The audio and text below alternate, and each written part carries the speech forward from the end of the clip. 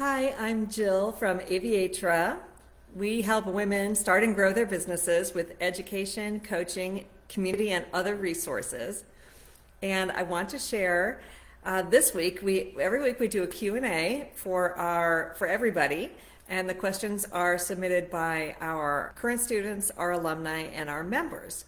So this week we're going to talk about the 5-5-5 strategy. It's a marketing strategy for brick and mortar businesses. So these are businesses that have a location that people can visit. And the 5-5-5 strategy, I first learned it from Marty Boyer, who was working for Tom and Chi at the time, which is a little restaurant chain. And what it says, and this is such a brilliant idea, because I think as business owners, a lot of times we think that we have to reach this really big audience, right? Like you're constantly trying to get people to come and visit you, especially, again, if you're in a brick and mortar, from all over the place. But the 5-5-5 strategy asks you to focus on the people who are 5 blocks around you, 5 minutes around you, and 5 miles around you. So you're not necessarily trying to appeal to people who are half an hour from you. So in the Cincinnati area where we are, we're actually located in Northern Kentucky. And I fully understand that people who live in Westchester are probably, if I'm a restaurant owner in Covington, people in Westchester are probably not going to drive here. That's like a 20 to 40 minute drive depending on traffic. And it's just not going to happen. So focusing on the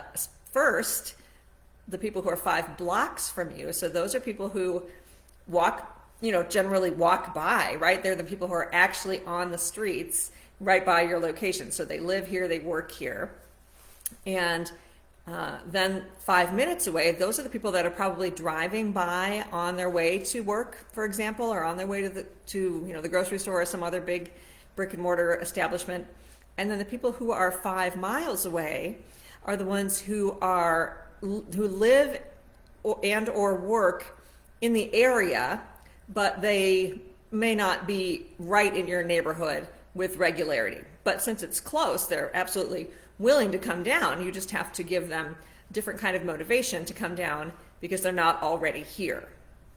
So our marketing strategist, Jasmine Hughes, and I came up with some great specific tactics for each category. So for the people who are 5 blocks away, so again, these are the people who are walking around and will probably walk by your location. So those people, great strategies and way to catch their attention is with external signs. So like sandwich boards or those easel signs right outside your location, that they'll see those. They'll also see signs in your window. So if you have like a big sale sign, people who are driving by might not see it because they're focused on the traffic in front of them. So they might not turn to the side and look to see whether or not you have a sale sign in your window. But the people who are walking by will probably see that. A well-lit, eye-catching window display, again, that appeals to the people who are probably walking by. A neon open sign, that works for people who are both walking by and driving by. It's a very easy way to tell whether you're open because people can't see those little hours signs in the window, right? Again, if you are a brick and mortar, I would go around and introduce myself to all the other businesses in the neighborhood. They need to know who you are, even if they aren't necessarily your potential customers.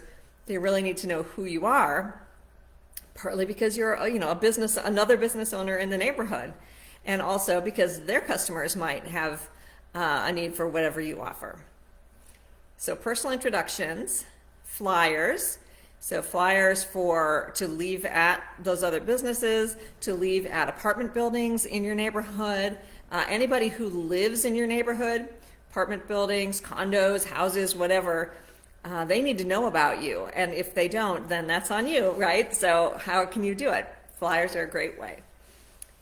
Participation in neighborhood organizations. So if there's a downtown organization or a neighborhood organization, I would definitely join it, and then you can meet other people, other business owners and residents at the meetings.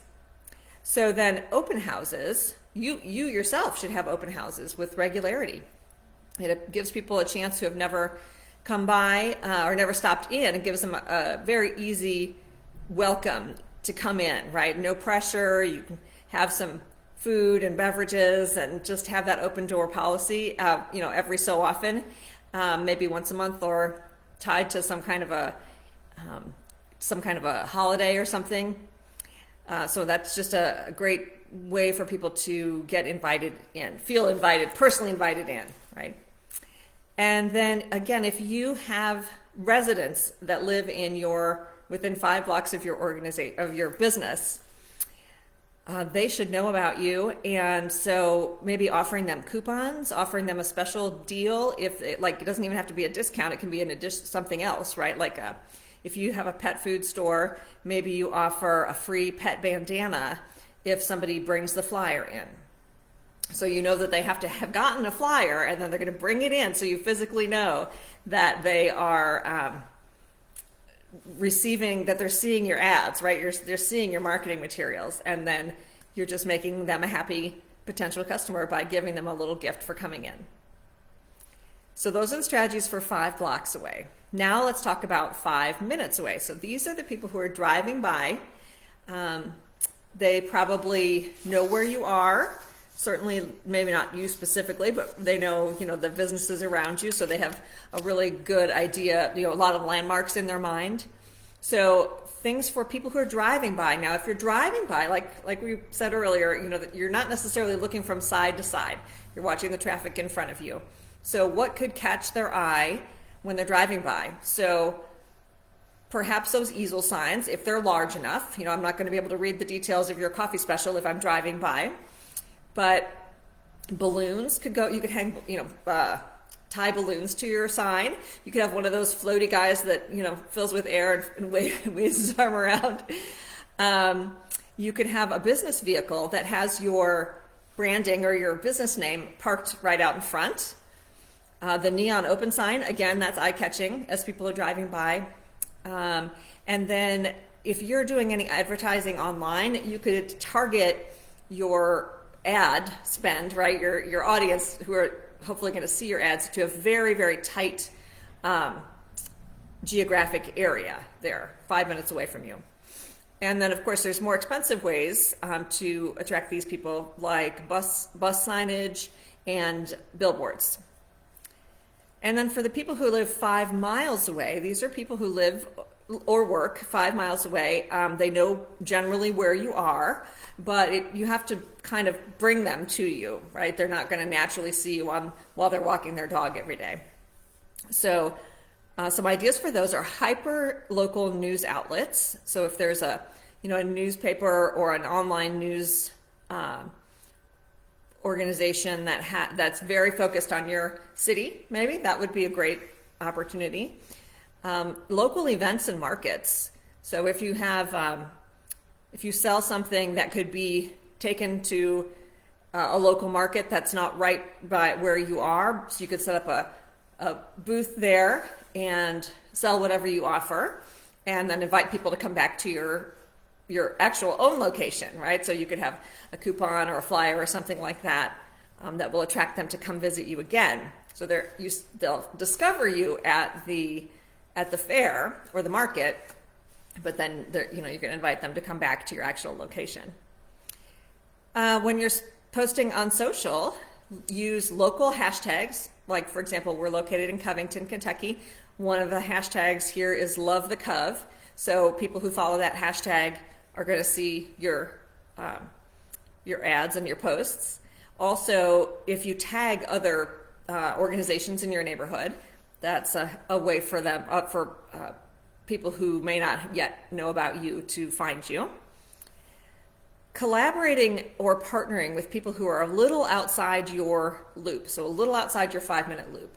In Northern Kentucky, the towns are really close to each other, most of them.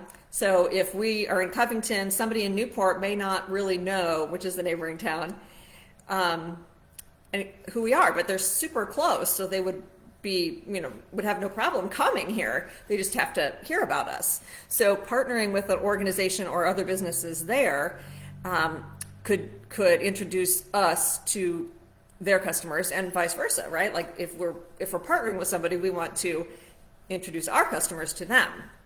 So that could be hosting an event together. It could be paying for some kind of a regional ad together, or it could be as simple as just having each other's marketing materials in the location. So, if they have my flyers and business cards in their business, then I do the same for them. This could also, businesses like coffee shops and bookstores, and then organizations like libraries also let local business owners post flyers and posters and business cards. So I definitely suggest you do that as well. And then paying for ads. So some local restaurants will have paid ads on their menus. Also programs for local events, concerts, and plays. A lot of times with the schools, they'll sell ads in their programs for their spring concert, and then of course with professional organizations, professional theater organizations or music organizations, they also offer ads in their programs, so that might be a good opportunity. And then yourself teaching workshops or offering demos. So again, this is to people who are willing to drive 5 miles, to come and see something cool or learn something new. That could be a great strategy to introduce yourself to them. So that's the 5-5-5 rule, and I hope that was helpful. And I'm going to close the live today by reading it. So we have this PDF called Woman to Woman Advice from Female Entrepreneurs, and it's advice from our alumni to other women. And this one is from a woman named Molly Rizkala. Her company is Veil Technologies, and this is what she said on the topic of believing in yourself. You will probably feel imposter syndrome and tell yourself you're not suited for this. Ignore it.